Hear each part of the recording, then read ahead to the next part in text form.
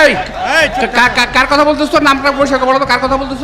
ফেসবুকের ভার্চুয়াল জগৎ আর বাস্তব রাজনীতির মাঠ, এই দুয়ের ফারাক আবারও চোখে আঙুল দিয়ে দেখিয়ে দিল সাম্প্রতিক নির্বাচন।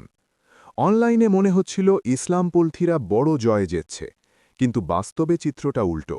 নির্বাচনে বড় ব্যবধানে জয় পেয়েছে বাংলাদেশ জাতীয়তাবাদী দল, আর নেতৃত্বের কেন্দ্রে উঠে এসেছেন তারেক রহমান।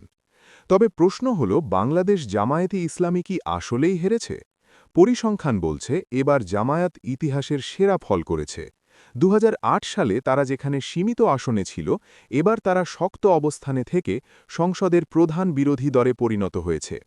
রাজধানী ঢাকাসহ বড় শহরগুলোতে জামায়াতের উপস্থিতি বেড়েছে, এটা ভবিষ্যতের রাজনীতির জন্য গুরুত্বপূর্ণ সিগন্যাল। আরেকটি বড় বার্তা এসেছে তরুণ ভোটারদের দিক থেকে। ভোটাররা উগ্রতা নয়, চেয়েছে স্থিতিশীলতা। মাঠের রাজনীতিতে যারা পরিমিত ভাষা, ধীর স্থির নেতৃত্ব আর জনসংযোগে এগিয়েছিল, তারাই সুবিধা পেয়েছে। সোশ্যাল মিডিয়ায় জনপ্রিয়তা থাকলেই যে ব্যালট বক্সে জয় আসে না, এই নির্বাচন সেটাই প্রমাণ করল।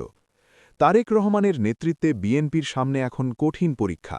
দীর্ঘদিন ক্ষমতার বাইরে থাকার পর রাষ্ট্র পরিচালনার বাস্তবতা ভিন্ন। মানুষ এই সরকারকে ম্যান্ডেট দিয়েছে পারফরমেন্সের ভিত্তিতে বিচার করার জন্যে। যদি দুর্নীতি, স্বজনপ্রীতি বা দলীয়করণের পুরনো পথে ফিরে যায়, তাহলে জনগণ বিকল্প খুঁজতে সময় নেবে না, আর সেই বিকল্প হিসেবে জামায়াত খুব কাছেই অবস্থান করছে। রাজনীতিতে সবসময় সরাসরি কিস্তিমাত হয় না, কখনো কখনো অবস্থান শক্ত করাই বড় চাল। জামায়াত এই নির্বাচনকে শেষ লড়াই হিসেবে দেখেনি, বরং সংসদে বিরোধী দল হিসেবে নিজেদের প্রস্তুত করার একটি ট্রেনিং গ্রাউন্ড হিসেবে দেখছে।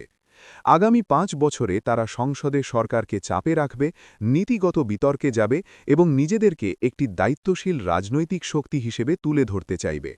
শেষ কথা একটাই, ফেসবুকের ট্রেন্ড বাস্তব ভোটের প্রতিফলন নয়।